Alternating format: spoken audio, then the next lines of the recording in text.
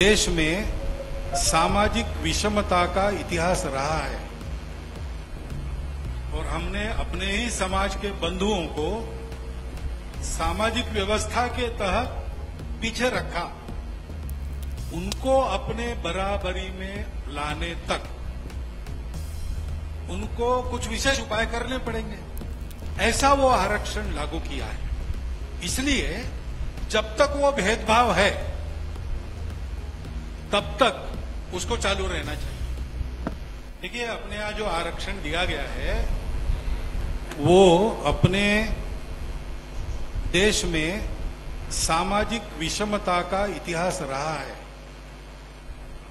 और हमने अपने ही समाज के बंधुओं को सामाजिक व्यवस्था के तहत पीछे रखा। उनका जीना पशु समान हो गया तो हमने चिंता नहीं की और ऐसा कम से कम 2000 वर्ष चला ही है। धीरे धीरे महाभारत में ऐसे उदाहरण मिलते हैं जात पात के उल्लेख से, और कुछ बातें नहीं दी तो इक्का दुक्का है कि जन्म से जात पात नहीं माननी चाहिए वगैरह वगैरह। तो तब शुरू हो गया और धीरे धीरे बहुत विकट स्थिति में पहुंचा। उनको अपने बराबरी में लाने तक उनको कुछ विशेष उपाय करने पड़ेंगे। घर में अगर हम सब लोग हैं, दूध कम आता है, सबको दूध नहीं मिलता, लेकिन जो बीमार है उसको मिलता है, तो ऐसा हम कहते नहीं कि उसको क्यों दे रहे हैं। परिवार में सब समान है, लेकिन जो बीमार है उसकी विशेष चिंता करनी पड़ती है। ऐसा वो आरक्षण लागू किया है। इसलिए जब तक वो भेदभाव है तब तक उसको चालू रहना चाहिए। संविधान सम्मत जितना आरक्षण है उसको हम संघ के लोग तो पूरा समर्थन देते हैं। हमको ये देखना चाहिए कि इन बंधुओं को बराबरी में लाने में अपना योगदान होना चाहिए।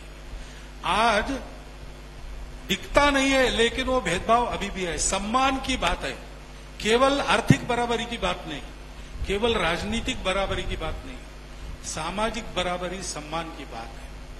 तो मुझे और हायर सर्विसेज, सेंट्रल सर्विसेज में लोगों ने बताया कि सर्विसेज में आने के बाद तो ये सब बातें रहती नहीं, लेकिन उन्होंने कहा नहीं, वहां भी एक छुपा जाति भेद चलता ही है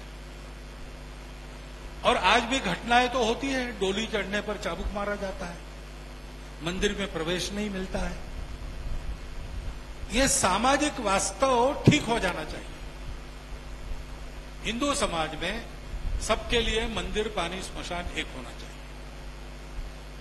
ये जहां हम लोग समूह में हैं, जैसे संघ की शाखा है, कोई ऐसा गुट है काम करने वाला, उन्होंने करने की बात है। लेकिन हम लोग अपने तरफ से एक बात कर सकते हैं कि हमारे मित्र और हमारी परिवार के कुटुंब के मित्र कुटुंब, समाज के सब वर्गों, जहां हम रहते हैं वहां के सब वर्गों के वो होने चाहिए। उनके आना जाना, उठना बैठना जैसे मित्रों का होना चाहिए, वैसे परस्पर व्यवहार चलता है। और ये जो उपाय किया है वो उपाय जल्दी से जल्दी सफल हो, इसके लिए हम क्या कर सकते हैं ये सोचना चाहिए। क्योंकि अपनत्व के दायरे की बात मैंने की,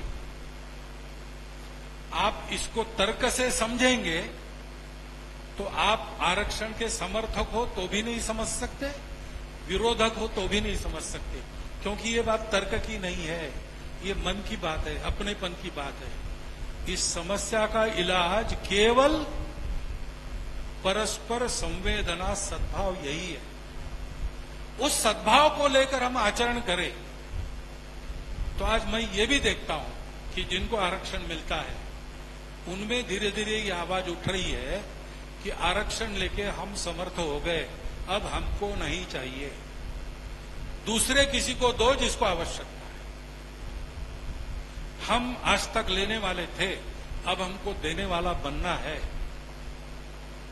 ऐसे अपने समाज के वर्गों के प्रमुख लोगों की भाषा अब ये हो रही है। इसलिए एक सद्भाव बनाकर हम इन बातों को देखें, नफा नुकसान का विचार न करें।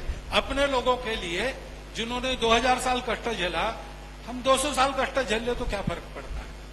ऐसा विचार हमको करना चाहिए, ऐसा मेरा निरीक्षण है।